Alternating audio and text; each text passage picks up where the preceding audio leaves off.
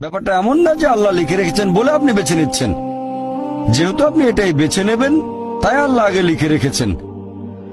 এখানে পছন্দ আপনার, তবে আল্লাহ আপনার পছন্দ জানেন। যেমন ধরেন একটা রাস্তার মোড়ে আসলেন, সামনে 5টা রাস্তা, রোড নাম্বার 1, 2, 3, 4, 5।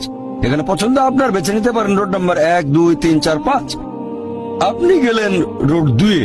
এটা আগে থেকেই লেখা আছে আপনার নিয়তিতে যে আপনি যাবেন 2 নম্বর রোডে। ব্যাপারটা এমন না যে আল্লাহ লিখেছেন বলে আপনি করছেন। যেহেতু আপনি এটাই বেছে নেবেন, তাই আল্লাহ আগে লিখে রেখেছেন।